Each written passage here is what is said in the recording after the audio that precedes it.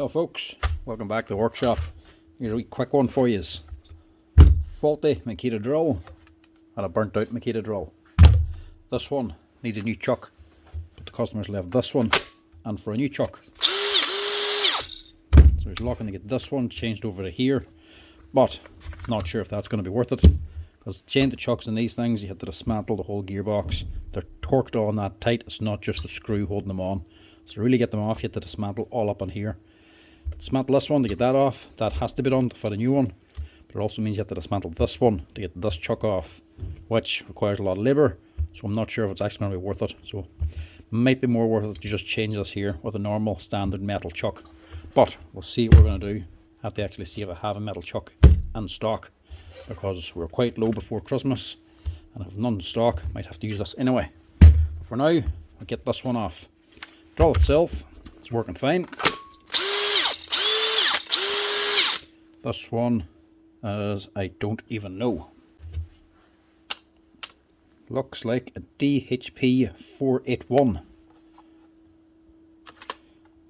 No, it's not. Maybe a 486. Right, motor's working fine anyway. It's just a chuck. And this one is the older DHP458, which was also a good quality Japanese chuck. But this one's completely burnt out. It was on before. Melted motor and destroyed field, brushes, brush holder. It's going to cost about 70 or 80 euro to fix this, so that's not going to be worth fixing, but we might be able to get the chuck off it. So strip this down and get the chuck off. Before we take it apart, just put it on to low speed just to help get the screw out and leave it on drill mode. Get yourself a big flat screwdriver. These Weehawk ones are perfect for this job now. And take out that center screw. Left hand thread, so screw it as if you're putting it on. These will be tight as well. Nope, that's actually not tight. Somebody's had this out already.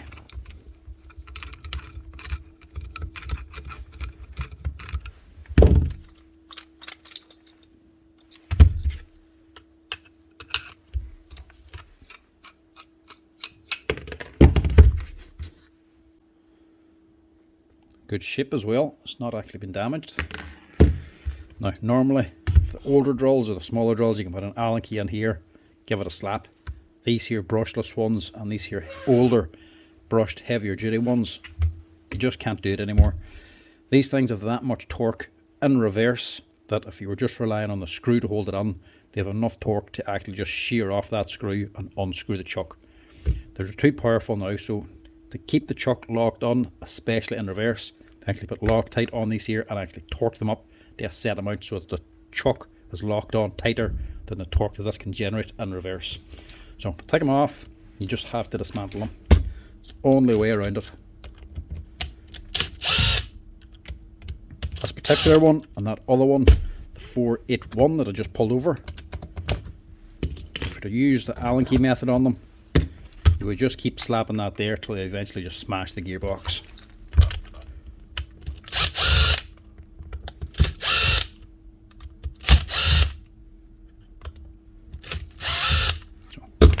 Take off the back, pull out the motor, take out them 4 screws, and open up the clamshell so that you can free out the actual gearbox. Now this thing's clearly done quite a bit of work. And this is from a marine company, so it's actually near salt water too, I would imagine. Looks like it anyway, but that shouldn't do it any harm. So we don't need that. I'll just pull off that change lever and give that gearbox a quick clean so we don't get all this dirt inside. Now the easy part of this is just taking out the gearbox. Easy to take everything out. The hard part is putting everything back in, because normally you do have to rebuild it. It doesn't just go back in one piece.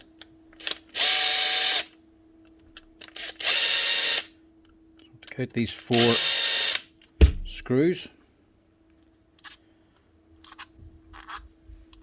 They're going all the way down into this aluminium housing. And this is the easy bit. just dump it out. Now if you're lucky, you can just line this up and drop it back in again, as long as these pins and all don't start falling out. Sometimes that can work, but that doesn't always work, so this time I will actually just dismantle the whole thing anyway and put it back together piece by piece, because that's what normally happens when you take these apart. So back of here is actually your bearing for your spindle and all. Don't need to touch that. The bearings sound okay. It's held in by a C-clip on the bottom. These here are the balls for your actual clutch mechanism. They should stay in. We're not going to be doing any beating in this anyway for them to drop out, but you can take them out if you want. Some other mix have actual pins in these, but I think these ones are actually steel balls. All we need is something to lock this here center shaft, which is a spline shaft. Now Makita have is a special tool for this, which is just a spline socket. You can go out and buy a spline socket for them. They're not very common, but you can get them online. But I'm actually using as an old gearbox, so I use for the DeWalt as well. Inside of here, you have this here metal ring. This is actually locks onto your spindle. This is what transfers all the drive. I just have one of them taken out of an old scrap machine and put into a deep impact socket, just for locking this here spindle on jobs for these here Makita drills. I just have that myself because that's what I have lying around the workshop, but you can get a splined socket if you need to. So that is what's going to lock the shaft. To lock the chuck now, I think the chuck still works on this. It's just that the rest of it is actually falling apart, or at least I'm hoping so. Yeah, it is turning. Right, so that can hold the Allen key. Right, that'll hold it. If that doesn't work, if your chuck's completely destroyed and the jaws aren't working, you can either, with the jaws fully back, get a 12mm Allen key and beat it into the chuck. But if the chuck teeth are missing, you mightn't have the grip then, so you might have to just strip the whole thing down and use a Stilton or something like that to grip this end, or just clamp it tight in the vise to lock it, because it's only this end you're going to be actually working on.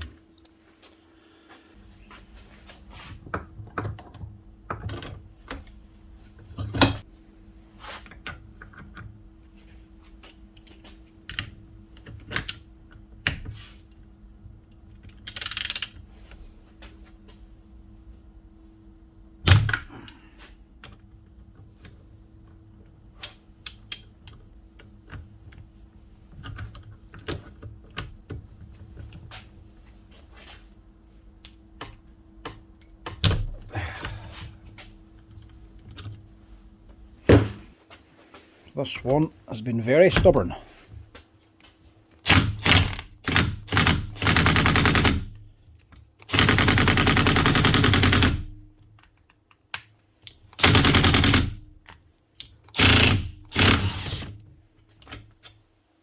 There we go. And that's her off. Now if you're ever wondering what the chucks are like in these, if they're a good quality chuck or not, most of the markings are actually on the back of them.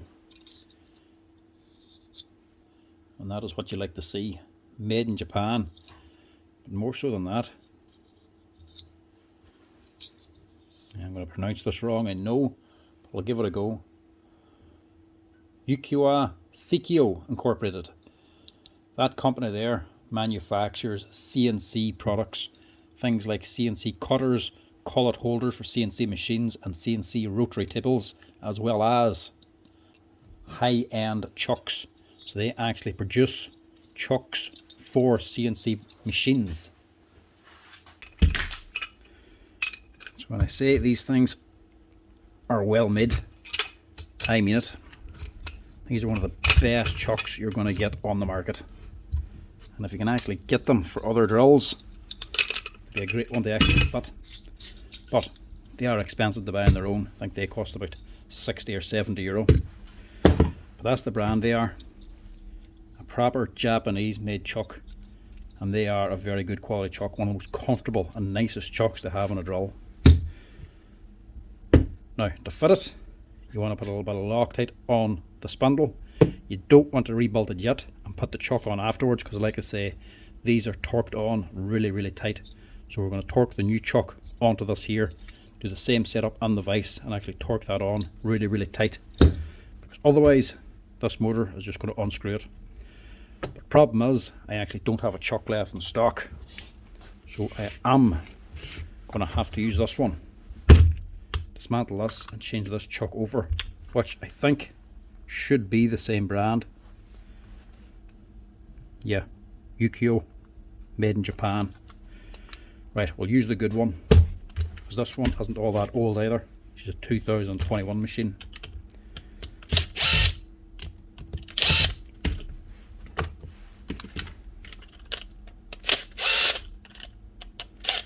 This just means I have to dismantle and rebuild 2 machines instead of 1. Now I could just throw all this into a box, but they can probably keep this for spares, because it's all from the company. It's generally better if it's on 1 piece.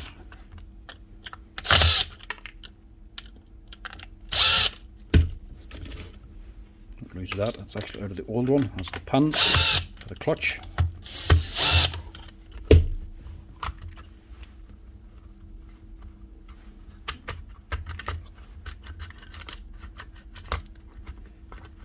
See, this one is well melted, so it was.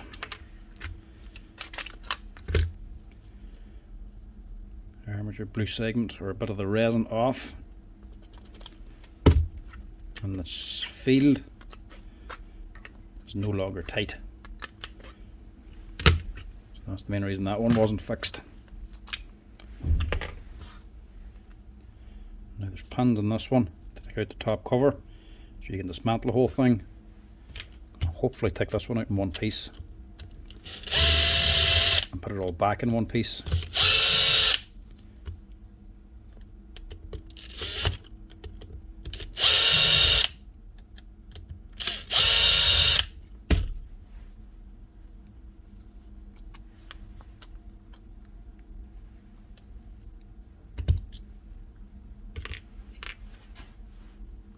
Now, same tool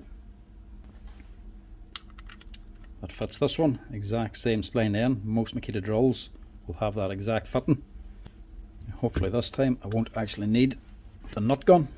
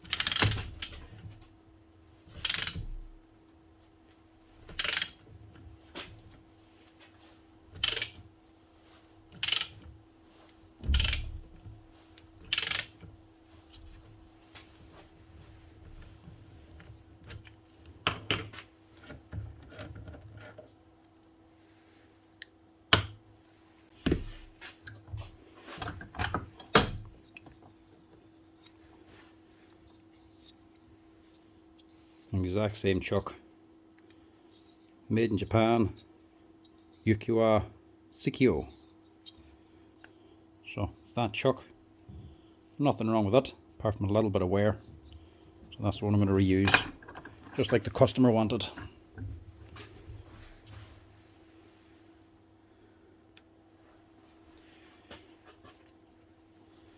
a little bit of Loctite first on these threads, to make sure it doesn't come off.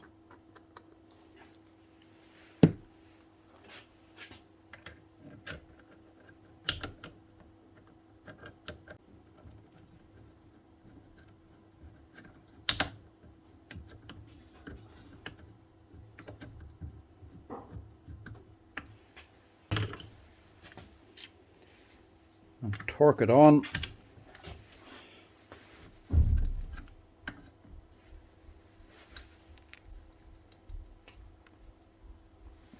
About that much. Good and tight. That's how much.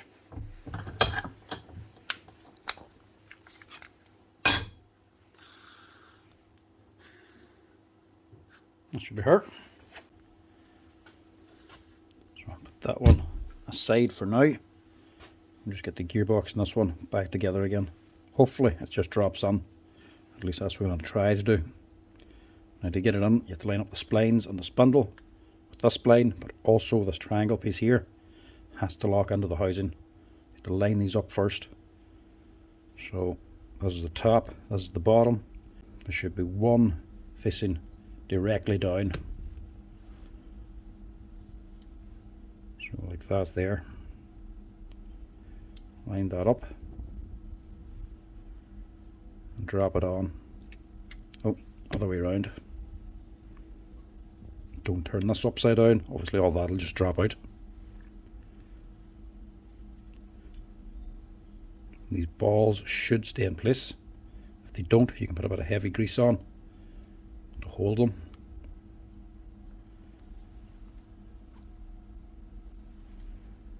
Try again. Try shift that to one side. So you actually snagging these steel pins here. Unless I'm hitting that directly, which I might be by the looks of it.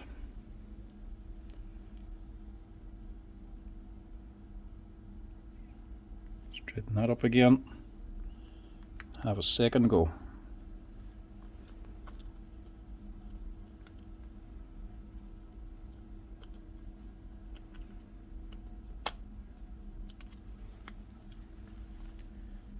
Much better. An awful lot easier when they go on in one piece.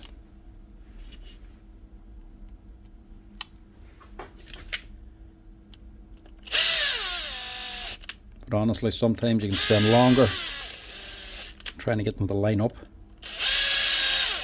than you would spend actually just rebuilding the gearbox. Right, leave that pile for now. Look at this rebuilt. Just a wee touch of grease on the bottom. I also took out these pins because that impact wrench was actually rattling them out.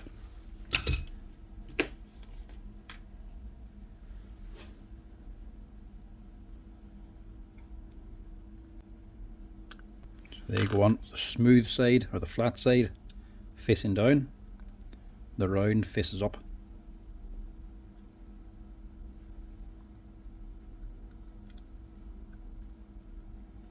And they're actually inside a wee bronze bush, so they're quite a tight fit.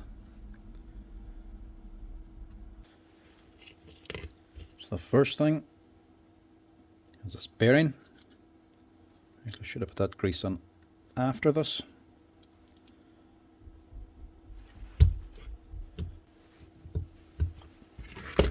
Just make sure that's all the way down.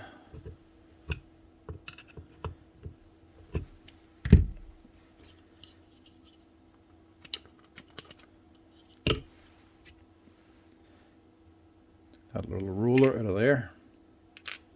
Put on the steel plate or steel ring. Now this here is your actual lock for your chuck. Whenever you actually go to tighten or loosen the chuck, this locks instead of spinning the motor. But it can be awkward to get it back together again. So we'll just drop this in one piece. So there's a piece I actually had on the socket of an old scrap one. I'm going to turn these upside down. These pins are already in. Stop them falling out. Just put a little bit of heavy grease on there. So that'll hold them in. The actual lock, this metal insert, should sit whilst you drop it on.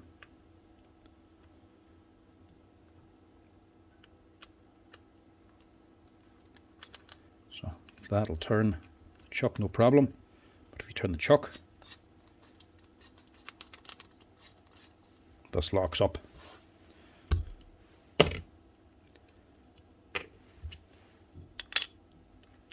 drop that piece on next. and your actual clutch, as of them balls underneath are rubbing against. So these your balls underneath are on the top of springs, and they have to overcome these bumps and ridges to have your clutch. So whenever that's running, they keep snagging on the wee bumps, and the higher you have the clutch setting, the tighter the spring is, the more force they need to overcome them bumps. So stick that on, and then stick your gears on, these wee small ones.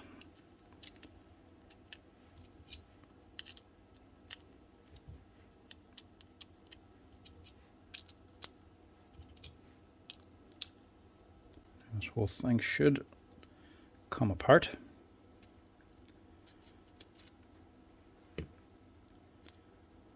This is all screwed together, and we'll just fix that little cheap out from Makita as well. So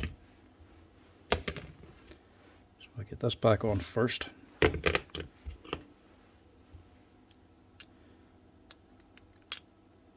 this here's your lock for your second gear. Whenever you use your gear selector ring, it drops this metal gear down, and it locks onto these metal teeth here. So that's what locks on your gears to give you your speed reduction. When you take it off, then it gives you a higher speed. So that's what you'd expect in a big drill like this here with high torque. You'd need these here metal rings. The older ones would have just had those teeth on the plastic gear housing, which never lasted. You still get it today in some of the lower end or cheaper drills, but even some of the budget DIY stuff now is actually coming out with metal gear teeth. So your housing will be going on over the top of that. Just make sure you're putting it on at the top. This wee slot here, that's where your gear selector goes on. Drop that on. This is the next piece to go on. Makita did cheap out on this, which is a wee bit annoying. It was a heavy duty drill, but they always had a really annoying feature or problem whenever you actually changed the selector. Went from high to low speed, you would hear a grinding noise come from the gearbox every once in a while, because this wasn't located incorrectly. So all you have to do is actually just run it in low speed a little bit until it engages properly, and then you can just drill away.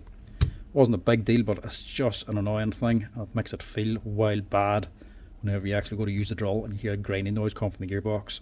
And it's so easy to fix. The really old Makita drill, the brushed one with 3 speeds, had the same sort of setup, same type of gearbox, the metal ring and all, and you had this here. So this here metal ring is held on with this little cradle and 4 pins to locate it.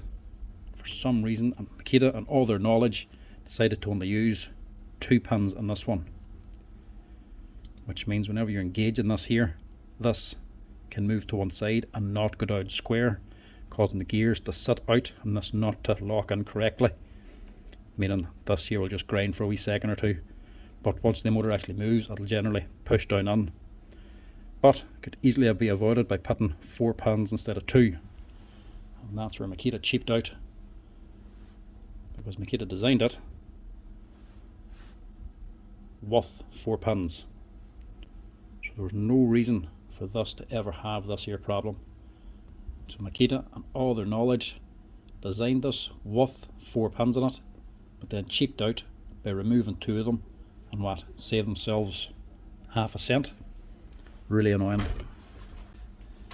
Now to fix it, I'm not sure if this gearbox has the same pins, but I'm going to check.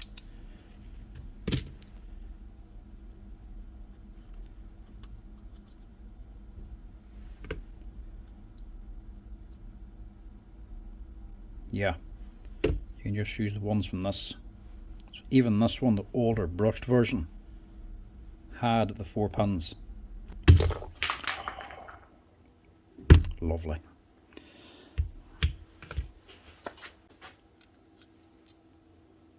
Don't you just love it when that happens?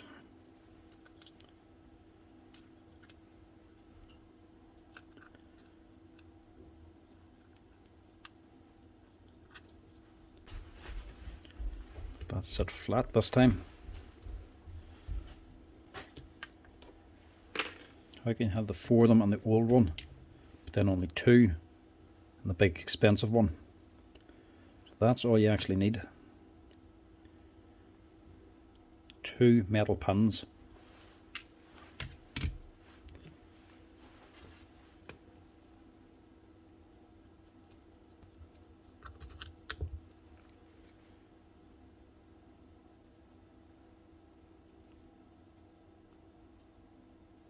Just drop them back together, keep it all in one piece.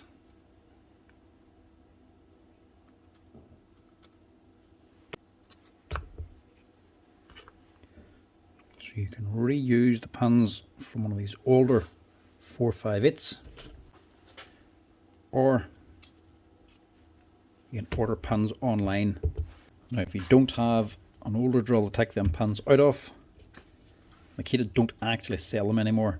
Technically all Makita drills now, the gearbox come as one piece. They don't actually sell parts separately.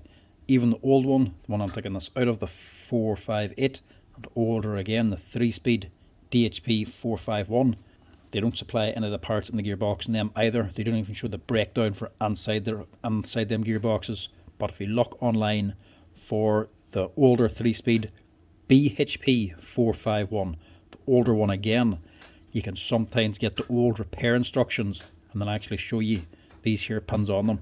But even though Makita don't sell them anymore and they won't even show you the breakdown on them, you can still get them. So that part number there, that little pin, it's 1.4mm thick pin. It's part number 268199/9. So if you ever need one, Google that there number, you'll actually get them. I even think they sell them on Amazon. So if you get them, you can actually fix the wee selector problem and this drill. And it's as simple as dropping 2 extra pins on. I was kind of hoping Makita would have seen the error of their ways and reverted that back to the way they actually had designed it, but by the looks of it, they haven't done that yet. So that goes on there, and you've got 2 gear trains here, which is 2 separate ones. I should put these on separately actually. They could just drop on them.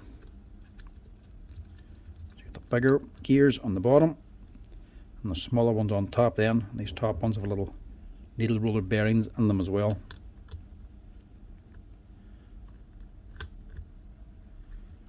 Drop that on, just give it a wee twist as you're putting it on to get the drop onto place.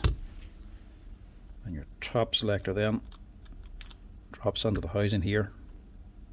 And the same thing, just give these gears a little wiggle and a turn to get them all to locate onto the teeth on this ring. Or you can put the individual gears in on their own, one by one. And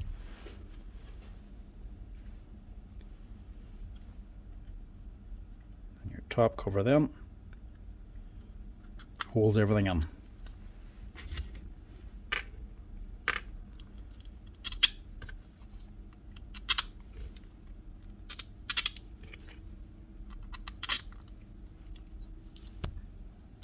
Screw everything back together before you forget and turn it upside down and have everything drop out again, which never happens.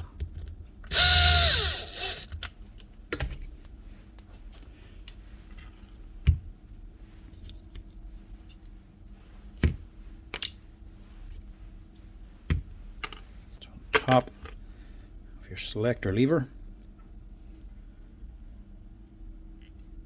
2 little leaf springs, they hook on there. Now which way is the right way for this now?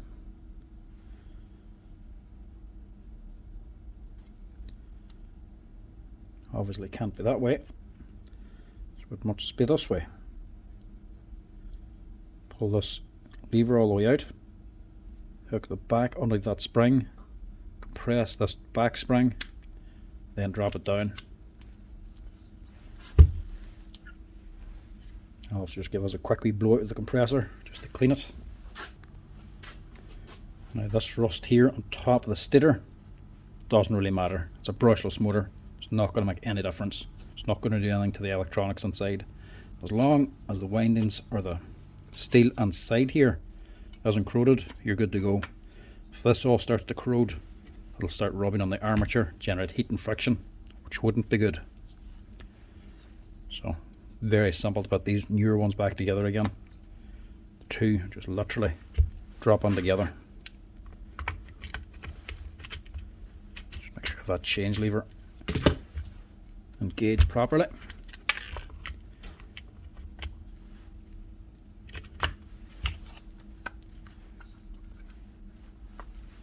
simple as that.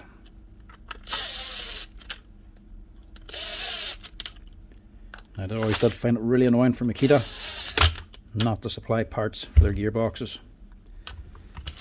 Only two brands now that you can get parts inside the gearbox is Hikoki and DeWalt. Every other brand now sells gearboxes as one solid piece. And I always thought if Makita would go back to selling the parts, they would put the standard of their drills and tools up that little bit better than the rest. But if you need anything inside of these now, if you strip a gear, you either want second hand or replacing the entire gearbox. It can be very pricey.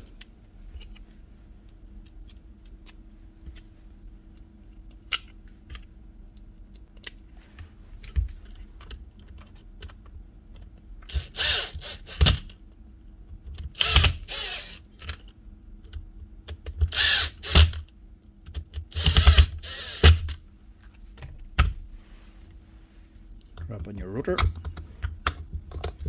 give it a twist, till it drops in. Make sure your bearing's good as well.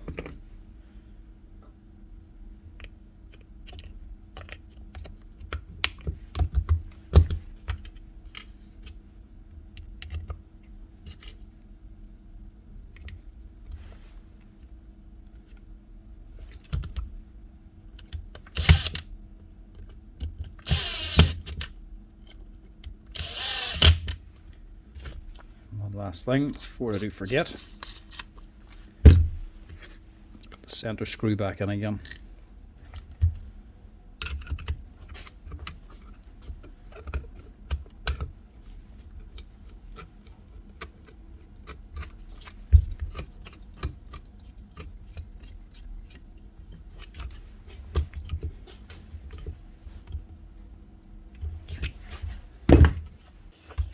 Now, see what she's like.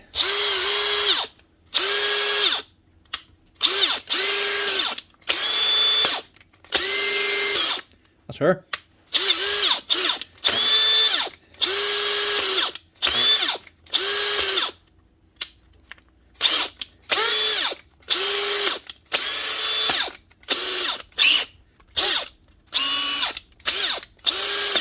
Still ratcheting as well. That's her on Makita DHP486, I think it is, with a second hand chuck fitted from a DHP458. Now, just the awkward bit of putting this one back together again.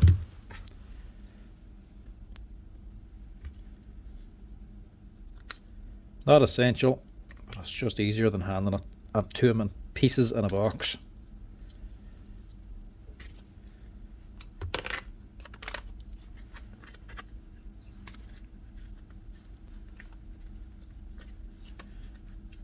Don't have to be too exact. It's not worth fixing anyway. Just want it to close.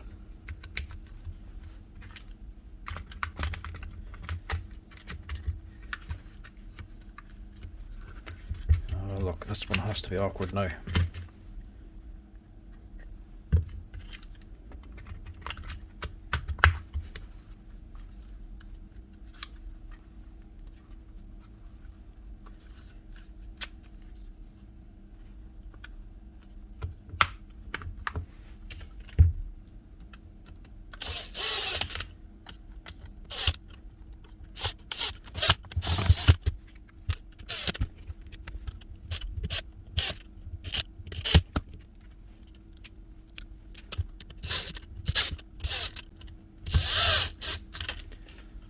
That's her. One broken chuck, one broken drill, an unworking drill with a second hand chuck, and also the gearbox will no longer grind gears when you're changing speed. It will go on each and every time now whenever you change the selector.